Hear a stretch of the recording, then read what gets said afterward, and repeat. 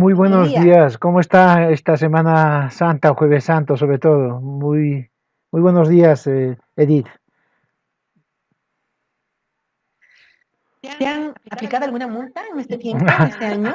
No, gracias a Dios nos cuidamos, pese a que he Te has tenido, portado bien, entonces. sí, y salgo con las precauciones y mucho más porque también he sido víctima, pues, de esta enfermedad, muchos familiares y eso duele.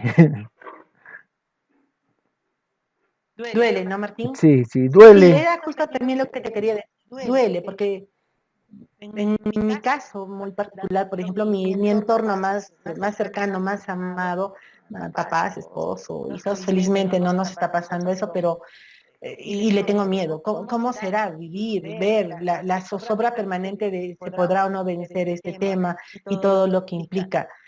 Parece que solo tienen quienes ya lo han vivido, aunque también hay algunos que ya lo han vivido y están de reunión en reunión, no se entiende eso. Lo peor es que como no sabes qué es y que no hay cura, por lo menos cuando tienes otra enfermedad, sabes, ¿no? Que de alguna manera te vas a... Yo creo que es lo que más alarma, esa preocupación. Y todos deben sentir eso y por eso hay que cuidarnos. Ni siquiera la vacuna misma está viéndose ya como efecto, ¿no? Y es más peligroso. Nunca hemos estado en una situación así, ¿no?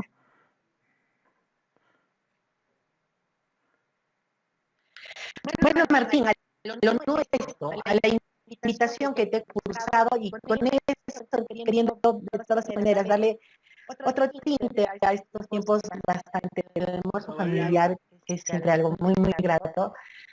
Hablábamos, Alberto y yo decíamos, ¿no? Y la tradición de los 12 platos. Y alguna de las hijas decía, 12 platos, alguien ha llegado a comer 12 platos y reíamos, decíamos, no, es que pues aquí hacías de la empanadita, el pancito tal, el chocolatito que antes se tomaba, ahora no lo sé, va sumando. ¿Tú has llegado a comer 12 platos, Martín? No, imposible, no se puede. Quizás poquititos, quizás 8, 7, y contando con cada dulce y haciendo que cada plato sea algo pequeñito, ¿no? No da el estómago, pese a que yo soy comelón, ¿no? No del estómago ni el bolsillo tampoco. Sí. Martín, ¿qué es la Semana Santa y por qué en esta fecha? Me imagino, son acuerdos, concilios, ¿cierto? Pero básicamente Iglesia Católica. Yo creo que fundamentalmente es lo que estamos hablando, Edith, esto que estamos hablando, esta crisis, porque Semana Santa es lo que hacemos cada día, sobre todo en la noche, ¿no? Hacemos un balance, que es la vida, el sacrificio de Cristo, pero eso significa un balance de lo que el mundo va yendo, la vida va yendo. Un sacrificio, porque hay que sacrificar costumbres malas. Después de la evaluación que hacemos, decimos, mira, estas son nuestras debilidades, nuestras amenazas, sacrificas, ¿no? La muerte de Cristo, la penitencia y la nueva vida. O sea, prácticamente la Semana Santa es el proceso de vivir bien que hacemos, pero en chiquitito, ¿ya?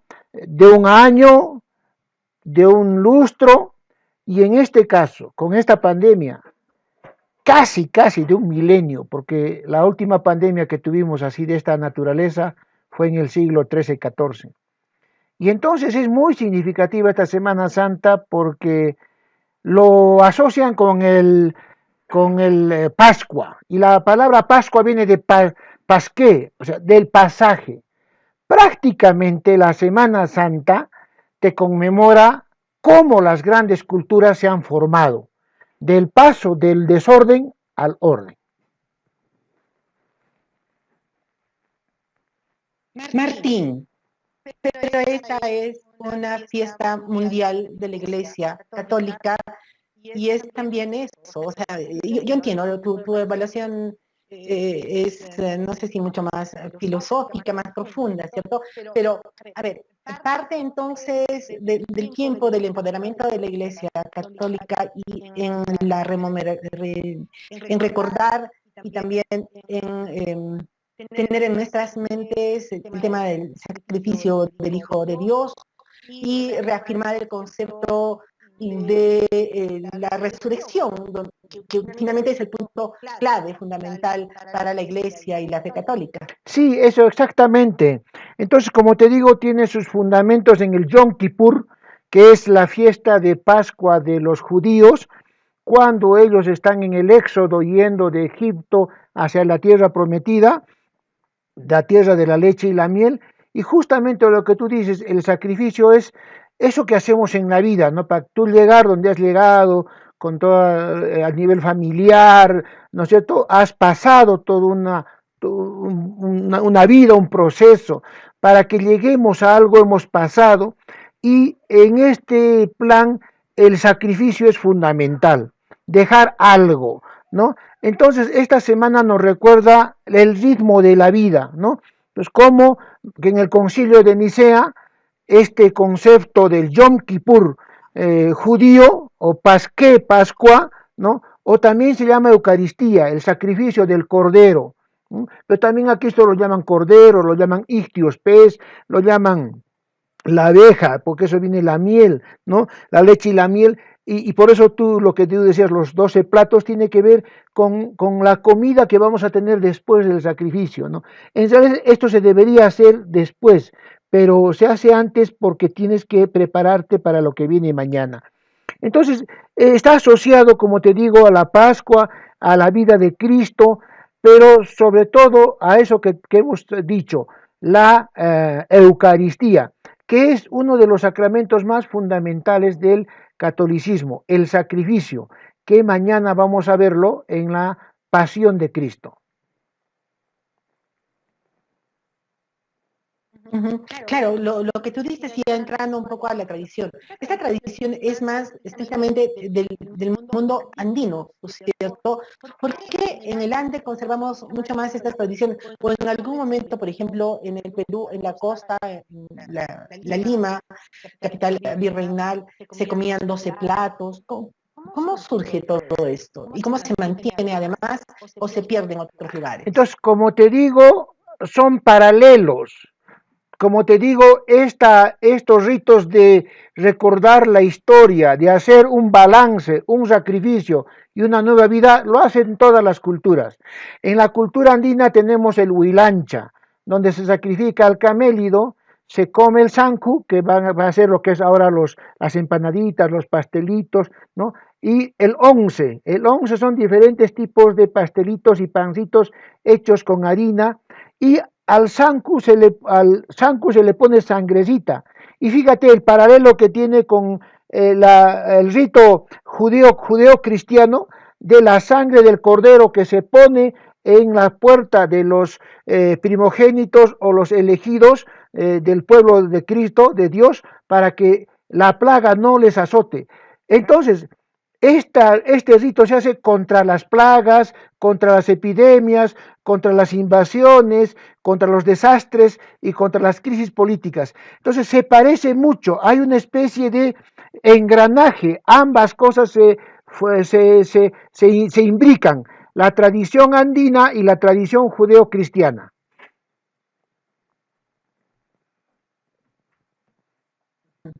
Sí, bueno, te estaba haciendo también la consulta, Martín, aterrizando en nuestro sector. Lo mantenemos de una manera permanente, generación tras generación, con mayor fuerza en la parte del Ande, más que en ciudades convulsas y modernas, como la capital de la República. ¿Por qué esto, no? Ayacucho, Cusco, Porque Cusco, Ayacucho, ¿aló? tienen mucha más historia que Lima, ¿no? En Lima se desarrolla la cultura pachacama, ya, pero no ha sido una cultura muy fuerte. Fue la cultura Lima, luego Pachacama.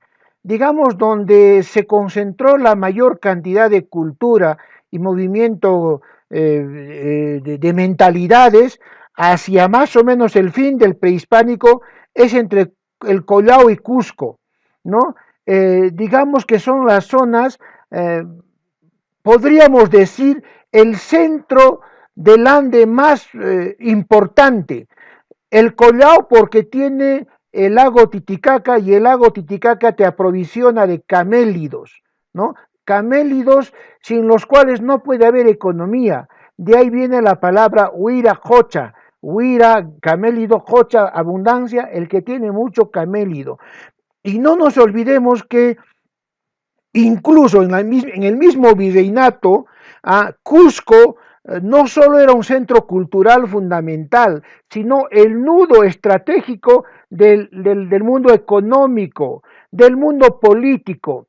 Porque no te olvides, como nos ha demostrado los historiadores, que aquí todavía permanecía una panaca, y tú eres parte de ella, que tenía mucho poder y mucha decisión.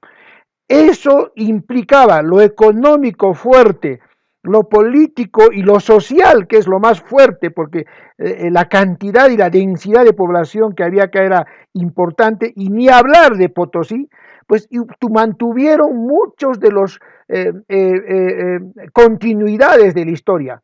Pero no solo una continuidad por continuidad, sino que lo bueno de nuestra cultura es que absorbe, se imbrica, conversa, se fusiona.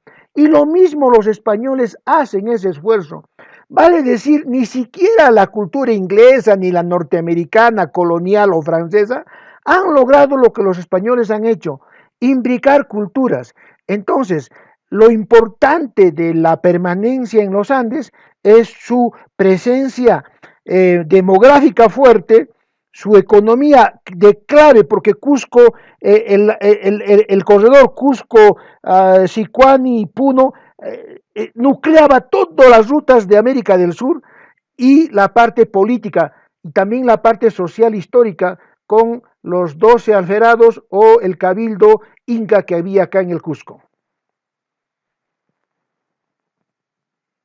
Muy interesante y obviamente esa es nuestra fortaleza. Nosotros tenemos un pasado y un pasado extraordinario.